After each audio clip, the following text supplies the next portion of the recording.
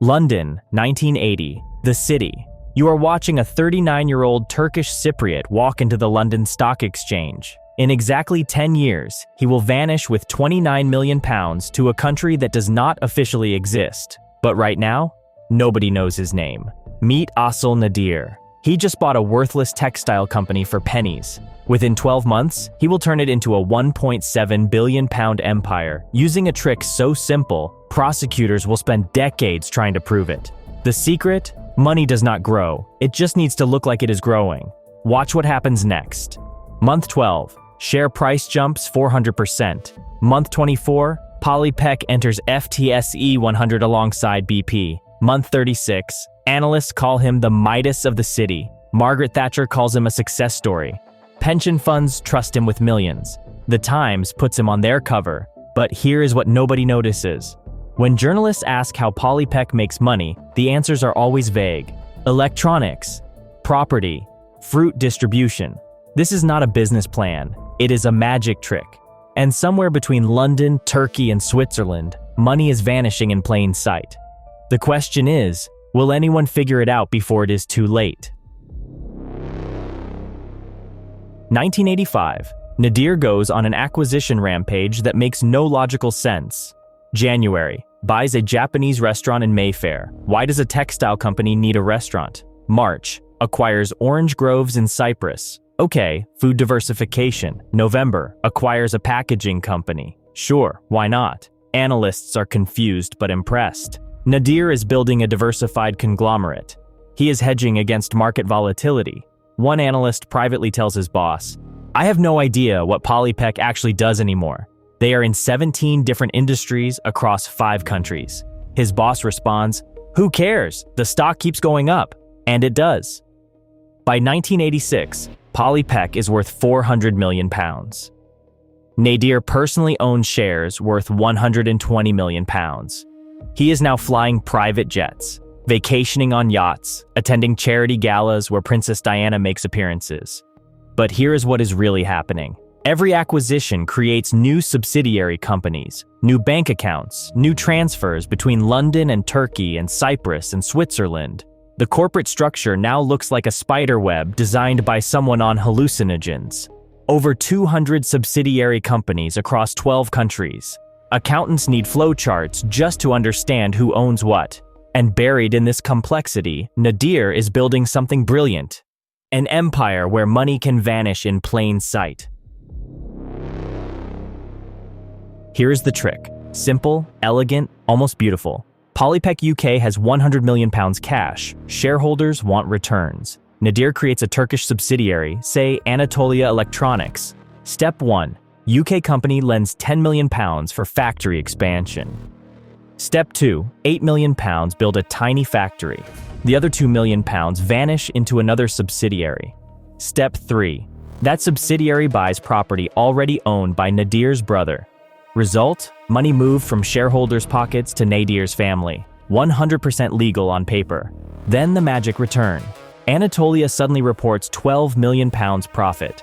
Those profits flow back to London as dividends. Balance sheet looks amazing. Share price explodes. Nadir's own stake grows. Banks throw more credit. Repeat, £20 million next time, then £50 million per year. How?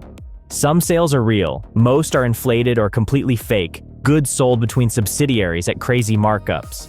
Turkey in the 1980s helps. 60% inflation, weak currency controls, creative auditors. £2 million disappear? Easy. Blame the Turkish lira crash. Accountants shrug. Happens all the time. By 1988, the machine is perfect. £50 million leaves London every year. £40 million comes back as dividends. The missing £10 million quietly lands in Swiss accounts, family villas, offshore trusts. Stock keeps rising. Nobody asks questions. Nadir is now worth £400 million on paper, friends with ministers, congratulated by Margaret Thatcher himself. Golden boy, untouchable, until someone finally starts asking the right questions. August 1989. Financial Times Office, London. Patience Wheatcroft is staring at Polypek's annual report with growing confusion. She is a financial journalist who specializes in emerging markets. Something about these numbers does not make sense. Polypek claims 60% of its profits come from northern Cyprus. She pulls up economic data on northern Cyprus. Total GDP, roughly £500 million annually. Polypek's reported profits from northern Cyprus, £180 million. She does the math 3 times. Same answer every time. Nadir's companies are supposedly generating profits equal to 36% of an entire country's economic output. That is like claiming your lemonade stand makes more money than every business in Delaware combined. It is not impossible. It is just improbable. She starts making calls, Turkish business contacts, Cypriot farmers who supposedly sell oranges to Polypek, electronics distributors in Istanbul. The responses are weird. Yes, we work with Polypek. No, not that much volume. Their factory exists. I have seen it, but it is not that big. The orange groves are real, but they could not possibly produce 30 million pounds worth of fruit. She digs deeper. Requests interviews with Polypek's Turkish management, gets polite refusals. They are too busy with operational matters. She asks to visit the northern Cyprus facilities. Unfortunately, access is restricted due to security concerns. Security concerns? At an orange grove? Wheatcroft writes a careful article. She does not accuse anyone of fraud. She simply asks questions. How does Polypek generate such extraordinary profits from relatively small operations? What verification processes ensure the accuracy of subsidiary reporting? The article publishes on September 12, 1989. Nadir's response comes within 24 hours. September 13, 1989, 9 o'clock in the morning. The Financial Times legal department receives a letter from one of London's most expensive law firms. Nadir is suing for libel. Damages requested, £50 million. The letter claims Wheatcroft's article is a malicious and unfounded attack designed to manipulate Polypek's share price for the benefit of short sellers. It demands a full retraction, a front-page apology, and Wheatcroft's termination. The FT's editor calls Wheatcroft into his office. Can you prove everything in the article? I did not accuse him of anything. I asked questions. Questions that cost our legal department £200,000 to defend. Questions that made Polypek's stock drop 8% in one day. Wheatcroft realizes what is happening. Nadir is not trying to win the lawsuit. He is trying to scare other journalists from investigating, and it works. Other newspapers back away from Polypek stories. Editors do not want expensive legal battles. Analysts stop asking hard questions in investor calls. The FT settles quietly. No retraction, but no more investigative pieces either. Wheatcroft moves to a different beat. Nadir wins. The questions go away. The stock recovers. By December 1989, Polypek is worth £1.2 billion. Nadir personally holds shares worth £350 million. He is untouchable. But there is one organization that does not care about lawsuits. One group that cannot be intimidated by expensive lawyers. The Serious Fraud Office has been watching, and they are about to move. January 1990. Serious Fraud Office, London. 6 accountants buried in files. 3 months of quiet digging has turned into obsession. Sarah Chen lifts a bank statement. £5 million leaves Polypek UK, lands in Mediterranean Holdings, Turkey. Next page. £4.8 million instantly moves to Cyprus Investment Group. Another voice. Cyprus Investment Group? No staff, no office. Just a post office box and a Swiss account.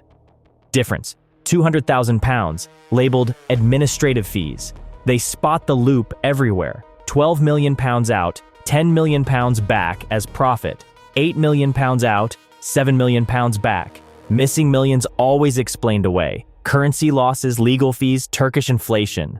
Technically, still legal, but Chen wants the smoking gun. Proof the money ends up in Nadir's pocket. February 1990, breakthrough. A £3 million villa in Istanbul. Title trail, Bosphorus Holdings. Marmara Investments. Nadir's brother. Paid for by a Polypek subsidiary. Chen smiles. Now we have got him.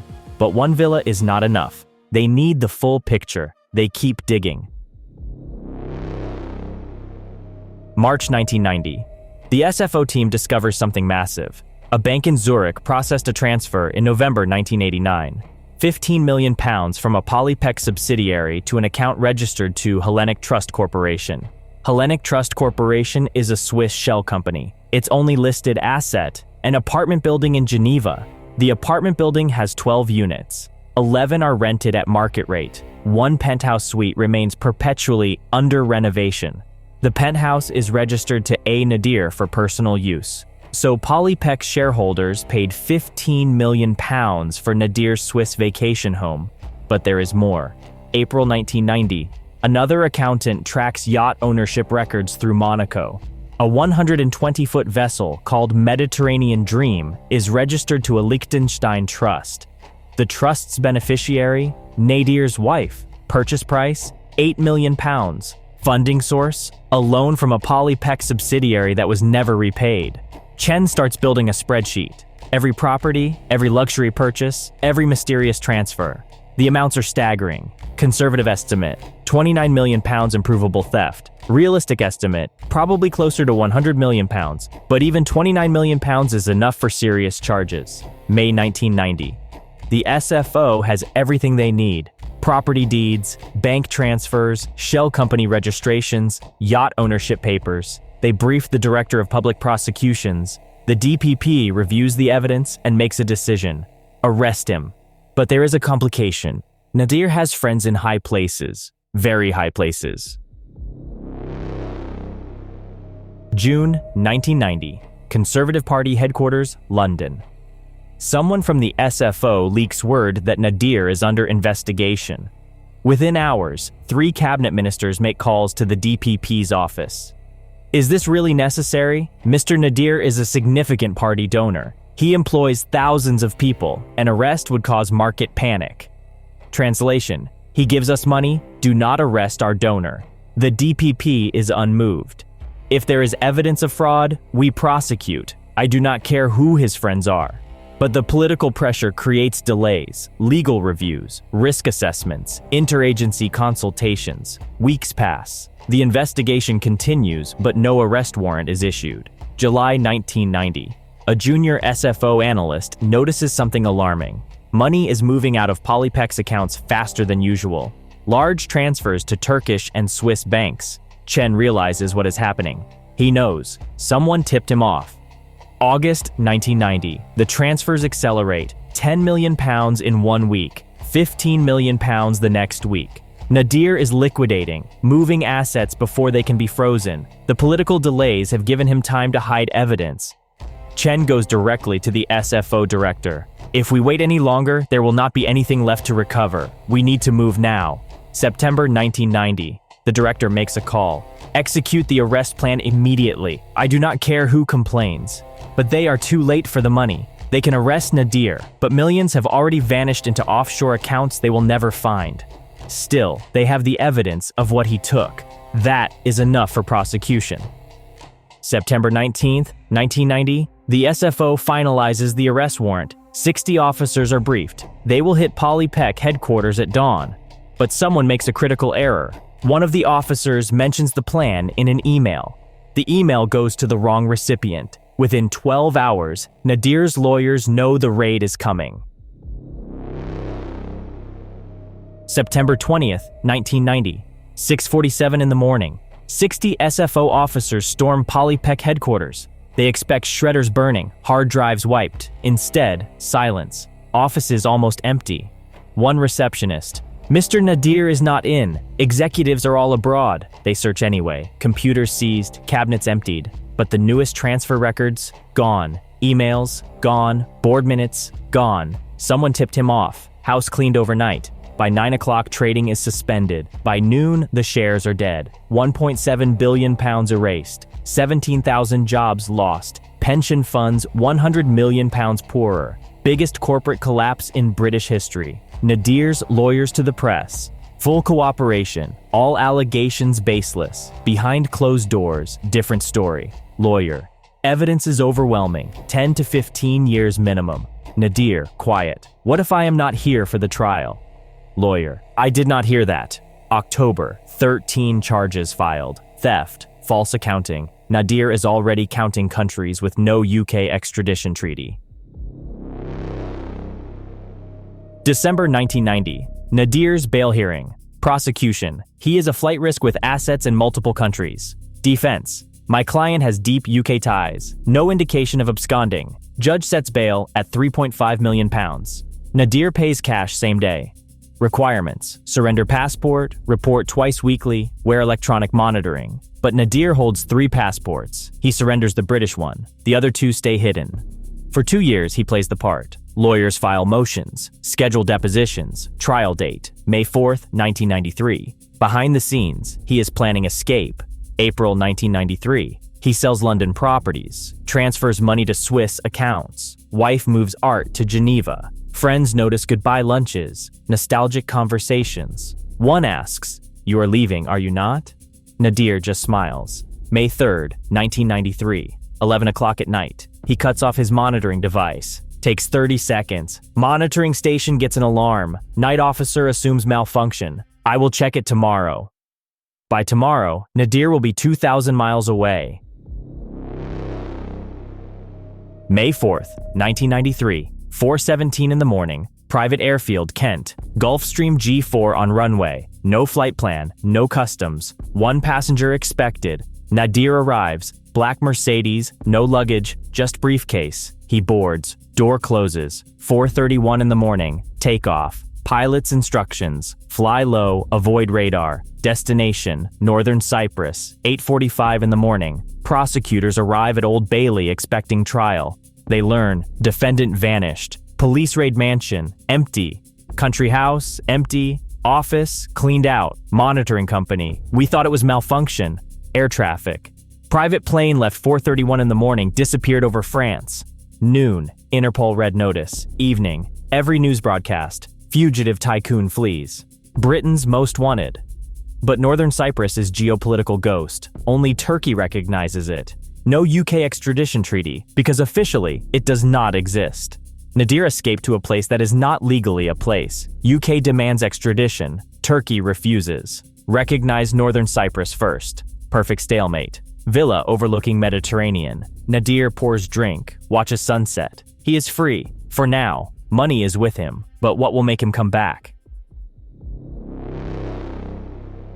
17 years free in a country that does not exist. Villa, cars, restaurants, tennis, tabloids. Fugitive living in luxury. Lawyers. Would return if guaranteed fair trial. Translation. Not coming back. UK tries everything. Nothing works. Northern Cyprus is legal black hole. Years pass. Case goes cold. Nadir becomes footnote. Late 2000s. Age 67. Villa feels like prison. Cannot travel. Cannot see friends. World shrunk to unrecognized island. Wife wants England. Children rarely visit. Legacy. Fraudster who ran away. Lawyers. After 17 years, prosecution weakened. Return now, might win. April 2010. He is going back. August 26, 2010, Heathrow, 69-year-old at passport control. Officer scans, freezes, Interpol notice, wanted fugitive. 90 seconds, surrounded by police, calm smile. I believe you have been expecting me. Every news network. Fugitive returns after 17 years. Prosecutor stunned. Bail, £500,000, pays immediately. Trial, January 2012. Defense confident. 17 years passed. Memories faded. Documents missing. Prosecution nervous. But bank records exist. Property deeds filed. Can't make £29 million disappear because time passed. January 2012. Old Bailey, 44 exhibits. Money leaving Polly Peck. Money in Nadir's assets. Yachts, apartments, villas. £29 million proven, probably triple that. Defense, loans gone bad, currency fluctuations. Prosecution, yacht agreements, property deeds, bank accounts. Wife used yacht for vacations, no business records. 7 months, 200 witnesses. Nadir testifies. Articulate, sympathetic, but cannot explain transfers. July 2012. Jury deliberates 11 days. Guilty, 10 of 13 counts. Judge, treated Polly Peck as personal treasury, systematic theft, 10 years. Age 71. Belmarsh Prison, maximum security, £1.7 billion to 12 by 8-foot box. Appeals rejected. December 2016, released. 4 years, 8 months served. Health grounds, immediate deportation, returns Northern Cyprus. Victims furious. £29 million, gone. Trail through Switzerland, Liechtenstein, Gibraltar, Caymans, goes cold. Asil Nadir passed away on February 9, 2025, at the age of 83.